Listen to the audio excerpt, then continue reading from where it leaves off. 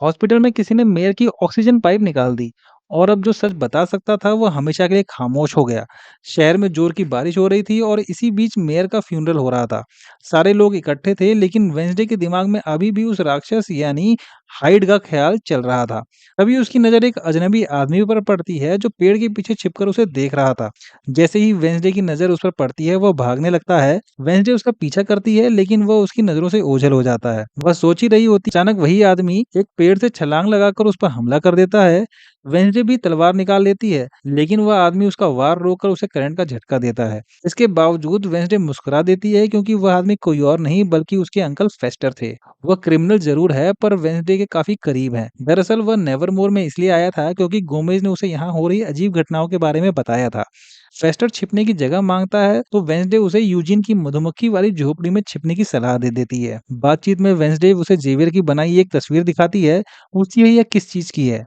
फेस्टर बताता है कि यह हाइड नाम का राक्षस है। वेंसडे कहती है कि इतनी बड़ी लाइब्रेरी में हाइड पर कोई जानकारी है ही नहीं। तब फेस्टर उसे बताता है कई साल पहले जब वह नाइट शेड क्लब्स में छिपा था तो वहां उसे फाउंडर फॉकनर की डायरी मिली थी जिसमें हर आउटकास्ट की जानकारी थी। वेंसडे तय करती है कि आज रात वो उस डायरी की तलाश करेगी। उसी रात जब वो नाइट शेड क्लब्स पहुंचती है तो वहां जेवियर भी मौजूद होता है। दोनों के बीच बहस होती है। जेवियर कहता है कि वह उसका दोस्त है, हमेशा साथ खड़ा है, लेकिन वेंसडे को उस पर शक है। आखिरकार जेवियर नाराज होकर चला जाता है। जेवियर के जाने के बाद फेस्टर आता है और तिजोरी दिखाता है जो एक तस्वीर के पीछे छिपी होती है। किंग तिजोरी खोलता है और वेंसडे डायरी ले लेती है। कमरे में लौटकर वह डायरी पढ़ती है जिसमें लिखा होता है हाइड एक इंसान ही होता है लेकिन उसे रासायनिक प्रक्रिया या हिप्नोसिस से जगाया जाता है और एक बार जागने के बाद वो अपने मालिक का पूरी तरह से गुलाम बन जाता है। इससे वेंसडे को यकीन होता है कि इन हत्याओं के पीछे दो लोग हैं, एक हाइड और दूसरा उसका मालिक। तभी बॉटनी टीचर कमरे में आती है।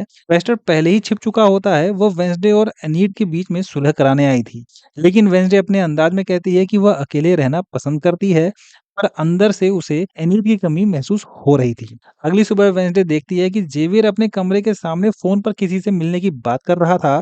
वह उसे रोककर पूछती है लेकिन जेवियर गुस्से में कुछ नहीं कहता और चला जाता है। वेंसडे ने उसकी साइकिल पर ट्रैकर लगाया होता है तो वह और फेस्टर स्कूटर लेकर उसका पीछा करते हैं। जेवियर साइकेट्रिस्ट से मिलता है और दोनों कहीं चले जाते हैं। अब वेंसडे को शक होता है कि जेवियर ही हाइड है और उसका मालिक शायद वह साइकियाट्रिस्ट है। वह इस बात को कंफर्म करने के लिए प्रिंसिपल के पास जाती है। वहां वही साइकियाट्रिस्ट भी मौजूद होती है। बातों बातों में वेंसडे उसे पूछती है क्या उसे हिप्नोसिस आती है। जब वह हाँ कहती है तो वेंसडे का शक यकीन में बदल जाता है। बाद में कॉफी शॉप में वेंसडे और फेस्टर बातचीत कर रहे होते हैं तभी टाइलर आता है और वेंसडे उसे अपने अंकल से मिलवाती है। टाइलर डायरी देखता है और वेंसडे उसे बताती है कि शहर में जो राक्षस है उसे हाइड बोलते हैं।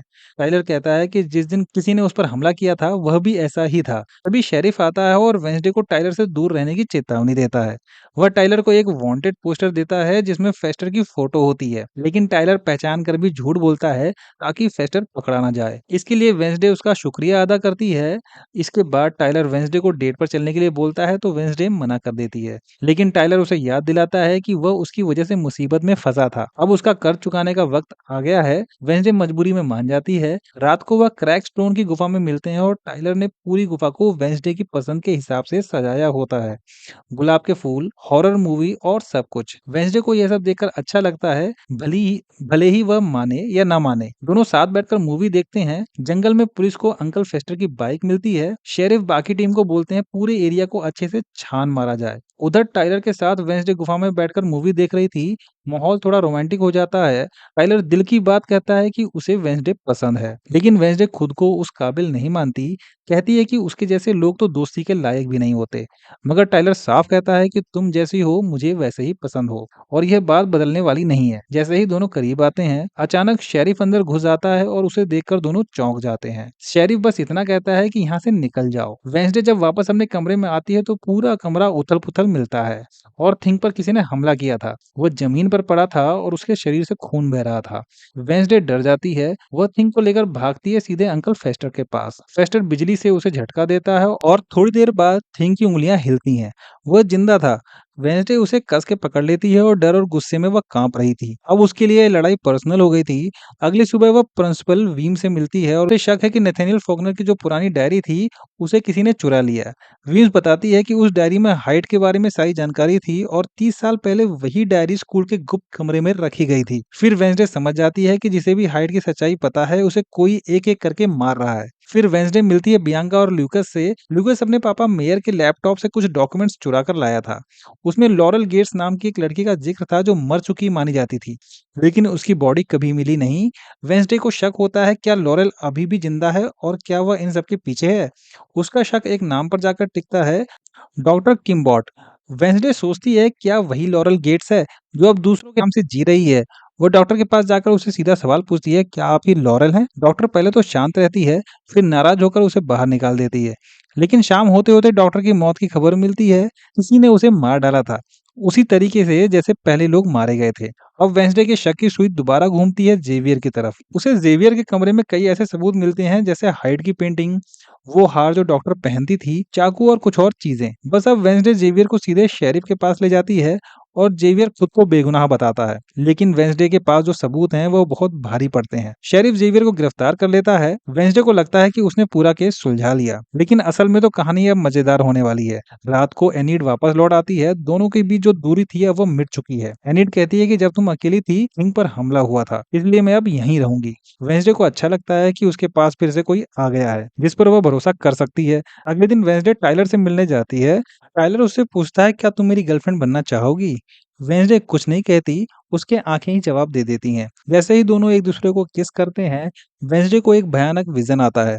उसे दिखता है कि वही हाइड डॉक्टर किम्बॉट को मार रहा है। फिर वह हाइड धीरे धीरे टाइलर में बदल जाता है। वेंसडे एकदम डर जाती है। उसे समझ आ जाता है कि अब तक जिसे वह अपना सबसे करीबी मान रही थी वही असली कातिल है। एक सुनसान जगह पर टाइलर किसी का इंतजार कर रहा होता है। थोड़ी देर में वेंसडे वहां पहुंचती है। टाइलर कहता है कि उसे थिंग की भेजी हुई चिट्ठी मिल गई, जिसमें लिखा था कि वेंसडे उससे मिलना चाहती थी। टाइलर यह भी कहता है कि जिस दिन वेंसडे बिना कुछ बोले कॉफी शॉप से चली गई थी, उसे लगा कि अब वह कभी वापस नहीं आएगी। वेंसडे उसे थोड़ी दूरी बनाकर बात करती है। वह इशारों इशारों में कहती है कि जिस दिन तुमने मुझे किस किया उसी वक्त मेरी आंखें खुल गई। टाइलर कंफ्यूज हो जाता है, समझ नहीं पाता कि इसका मतलब क्या है। वेंसडे धीरे धीरे बात साफ करती है और कहती है कि उसे यकीन हो गया है कि टाइलर ही हाइड है। वो उससे पूछती है, लेकिन एक बात समझ नहीं आई, तुमने अपने साइकियाट्रिस्ट को क्यों मारा? टाइलर चौंक जाता है। वह साफ इनकार करता है कि वो हाइड नहीं है, लेकिन वेंसडे उसकी बात पर भरोसा नहीं करती। वो बताती है कि आउटरीच डे वाले दिन वह जानबूझकर टाइलर को बताकर जेवियर के साथ हॉल में गई थी, ताकि वह सारी बात डॉक्टर को बता दे। शायद उसी वजह से डॉक्टर गुफा में सबूत मिटाने गई थी और मारी गई। वेंसडे टाइलर की उस एक्टिंग की भी तारीफ करती है जब उसने खुद को गेट्स के बंगले में घायल कर लिया था, ताकि किसी को उस पर शक ना हो। टेलर फिर भी मानने को तैयार नहीं है। वह कहता है कि अगर मैं वाकई हाइड हूँ तो तुम यहाँ अकेले क्यों आई हो? तभी वेंसडे मुस्कुराकर कहती है कि मैं अकेली नहीं आई। और अगले ही पल जंगल के पेड़ों के पीछे से बियांका और नाइटशेड से कुछ स्टूडेंट्स बाहर आते हैं। टाइलर उन्हें देखकर भागने की कोशिश करता है, लेकिन बियांका अपने साइलेंट पावर से उसे काबू में कर लेती है। अगले सीन में सब जेवियर के आर्ट रूम में होते हैं और टाइलर को लोहे की जंजीरों से बांध दिया गया था, क्योंकि हाइड पर लोहे का असर होता है। टाइलर होश में आता है तो चौंक जाता है, कहता है कि यह सब पागलपन है, मुझे जाने दो। वेंसडे उसे एक पुरानी तस्वीर दिखाती है जिसमें कि उसकी माँ मोटिशिया और नेवरमोर के बाकी पुराने स्टूडेंट्स होते हैं। उनमें एक औरत होती है जो कि टाइलर की माँ थी। टाइलर कहता है कि हाँ, उसकी माँ कभी आउटकास्ट थी, लेकिन उसका हाइड बनने से इसका क्या लेना देना। वेंसडे फिर उसे उसकी माँ के मेडिकल रिकॉर्ड्स दिखाती है जो टाइलर के गैराज में मिले थे। उनमें लिखा है कि टाइलर के जन्म के बाद ही उसकी माँ की मानसिक हालत बहुत बिगड़ गई थी। वेंसडे कहती है कि ज्यादा मानसिक तनाव भी हाइड को जगा सकता है, शायद यही तुम में भी हुआ था। टाइलर कहता है कि वह बस बाइपोलर थी, हाइड नहीं। वेंसडे अब टाइलर को जोर डालकर हाइड में बदलने की कोशिश करती है। वो टॉर्चर के लिए एक शॉक डिवाइस निकालती है और बाकी स्टूडेंट्स ये देखकर डर जाते हैं। उन्हें लगा ही नहीं था कि बात इतनी आगे बढ़ जाएगी। बियांका कहती है कि प्रिंसिपल से बात करो, टॉर्चर करने की क्या जरूरत है, लेकिन वेंसडे नहीं मानती। अब वो टाइलर को बिजली का झटका देती है, लेकिन टाइलर फिर भी कुछ नहीं मानता। वो हथौड़ा निकालती है और जैसे ही वार करने वाली थी, तभी शेरिफ वहां पर आ जाता है और वेंसडे को अरेस्ट कर लेता है। थोड़ी देर बाद बिना चार्ज लगाए उसे छोड़ दिया जाता है। बाहर निकलते वक्त टाइलर उसे मिलने आता है और वह पास आकर कहता है, हार जाने का एहसास कैसा होता है? टाइलर अपने असली रूप में बोल रहा था।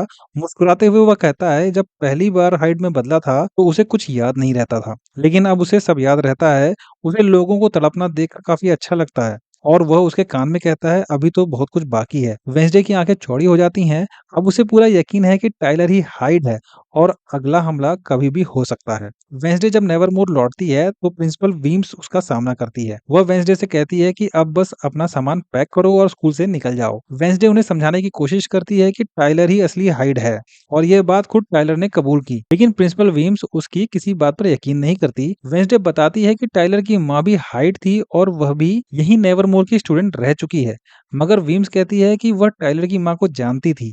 वह एक समझदार और नेक औरत थी, लेकिन उसने कभी अपनी शक्तियों का जिक्र नहीं किया। वेंसडे उनसे एक और मौका मांगती है ताकि वह सबूत एकजुट कर सके, मगर वीम्स साफ कह देती है अब बहुत हो गया। इसके बाद वेंसडे जेवियर से मिलने जेल जाती है।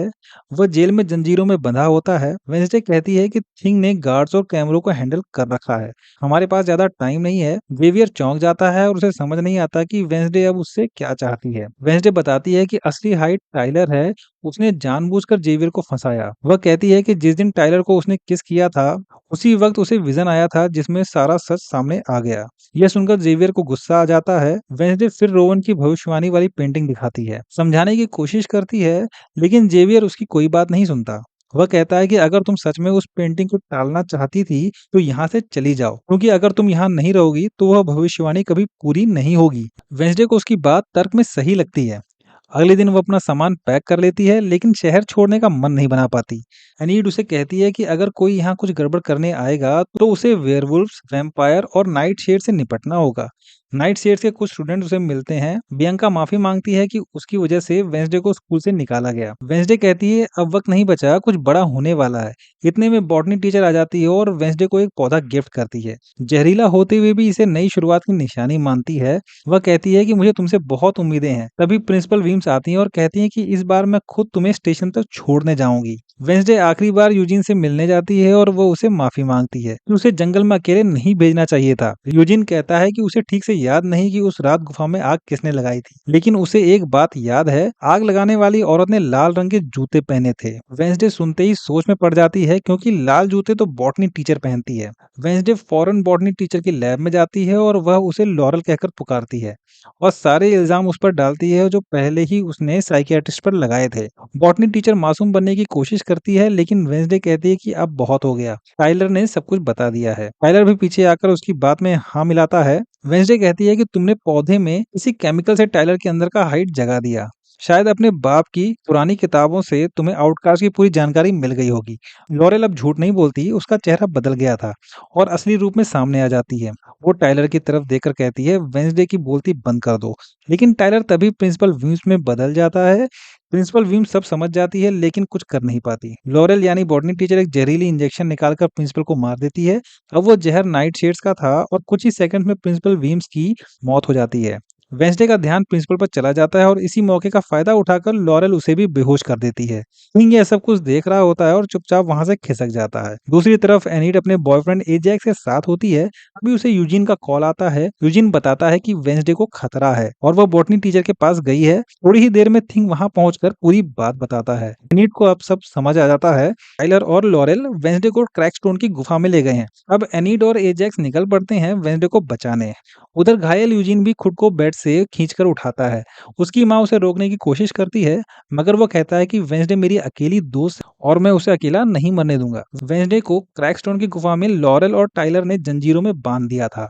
उसे समझ नहीं आ रहा था कि प्रिंसिपल वीम्स की तरह उसे भी क्यों नहीं मारा गया। थोड़ी ही देर में उसे सारा खेल समझ आ गया था। अब वह देखती है कि टाइलर ने जिन जिन लोगों को मारा था उनके शरीर के अलग अलग हिस्से लॉरेल ने क्रैकस्टोन की कब्र के चारों तरफ सजा के रखे थे। वेंसडे को अब पूरा यकीन हो जाता है कि लॉरेल क्रैकस्टोन को दोबारा जिंदा करने की कोशिश कर रही है। वेंसडे कहती है, मरे हुए लोग वापस नहीं आते। लॉरेल मुस्कुराकर जवाब देती है, अगर उन्हें सही किताब मिल जाए तो आ सकते हैं। और वो वेंसडे को गुडी एडम्स वाली पुरानी किताब दिखाती है जो उसने स्कूल के हॉल से चुराई थी। लॉरेल आगे बताती है कि गुडी एडम्स ने क्रैकस्टोन की कब्र पर एक खून का ताला लगाया था जिसे सिर्फ गुडी के वंशज ही खोल सकते हैं, यानी वेंसडे। इसीलिए उसे अब तक जिंदा रखा गया। दूसरी तरफ शेरिफ जेवियर को कहीं लेकर जा रहा था। तभी उसे हवलदार का कॉल आता है। वह बताता है कि यूजिन की मां ने कॉल किया और उन्हें शक है कि नेवरमोर में कुछ बड़ा होने वाला है। पर दिक्कत यह है कि किसी ने पुलिस स्टेशन की सारी गाड़ियों के टायर पंचर कर दिए हैं। यह सुनकर शेरिफ फौरन खुद नेवरमोर की तरफ निकल पड़ता है। गुफा में लॉरेल वेंसडे के हाथ पे कट लगाकर क्रैकस्टोन की कब्र पर रख देती है। कब्र का पत्थर जलने लगता है, धुआं उठता है और लॉरेल किताब से मंत्र पढ़ना शुरू करती है। वेंसडे जैसे ही कमजोर पड़ती है, बूढ़ी एडम्स की आत्मा वहां आ जाती है। वह कहती है कि उसके पास जो ताबीज है उससे वो वेंसडे के शरीर में जाकर उसके सारे घाव भर सकती है, लेकिन उसके बाद वह फिर कभी उसकी मदद नहीं कर पाएगी। बूढ़ी उसकी जान बचा लेती है, फिर हमेशा के लिए चली जाती है। लॉरेल का मंत्र काम करता है, क्रैकस्टोन की आंख खुलती है और वो जिंदा हो जाता है। वेंसडे हिम्मत जुटाकर उसका सामना करती है, लेकिन क्रैकस्टोन बहुत शक्तिशाली है। वो उसकी तलवार से सीधा वेंसडे के पेट में वार करता है और वहां से निकल पड़ता है, नेवरमोर को खत्म करने। फिर एनीड और एजेक्स बाकी नाइटशेड्स के साथ मिलते हैं। अब वह सब तय करते हैं कि पहले सभी स्टूडेंट्स को जंगल में सुरक्षित पहुंचाया जाए। बियांका अपने सायरन पावर से सबको कंट्रोल करती है। एजेक्स एनीड से कहता है वेंसडे खतरे में है, हमें कुछ करना होगा। एनीड अकेले क्रैकस्टोन को रोकने निकल जाती है। जंगल में शेरिफ टायलर को ट्रैक कर रहा होता है, तभी एनीड को कुछ होता है और वह अपने वेयरवुल्फ फॉर्म में कन्वर्ट हो जाती है। टाइलर भी हाइड बन जाता है और दोनों में खतरनाक लड़ाई शुरू हो जाती है। टाइलर एनीड पर हमला करने वाला होता है, तभी शेरिफ उसे गोली मारता है। एनीड मौका पाकर उसे पूरी तरह घायल कर देती है। तभी टाइलर फिर इंसानी रूप में वापस आता है। क्रैकस्टोन अब नेवरमोर पहुंच चुका था। रास्ते भर लॉरेल की बकबक से परेशान होकर वह उसे एक झटके में दूर फेंक देता है। जेवियर भी मौके पर पहुंचता है और उस पर तीर चलाता है, लेकिन क्रैकस्टोन जादुई ताकत से तीर रोक देता है। उल्टा जेवियर को निशाना बनाता है। वेंसडे वहां पहुंचती है और जख्मी जेवियर को पीछे हटने को कहती है और जमीन पर टूटी तलवार उठाकर क्रैकस्टोन का सामना करती है। भयंकर लड़ाई होती है। क्रैकस्टोन अपनी जादुई शक्ति से उसकी तलवार तोड़ देता है और उसे बुरी तरह घायल कर देता है। तभी पीछे से बियांका अचानक वहां आती है और उसकी पीठ पर तलवार घोंप देती है। क्रैकस्टोन बौखला जाता है और बियांका को दूर फेंक देता है।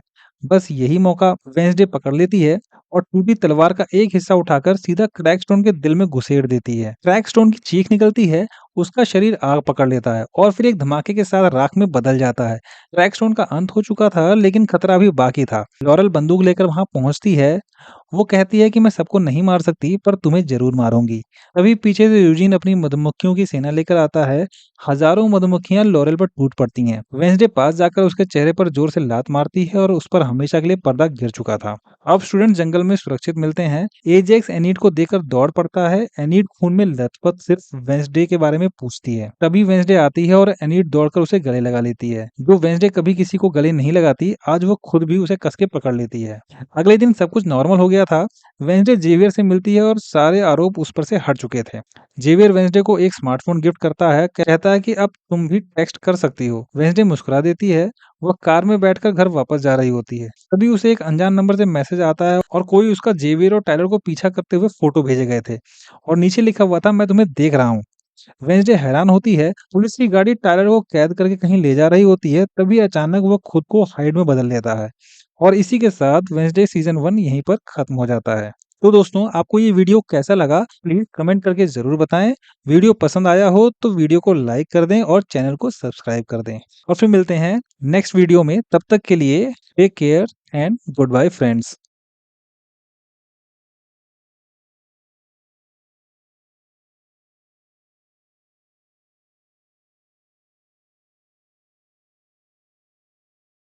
जो गैरेट गेट्स की बहन थी और जिसे मरा हुआ माना गया था,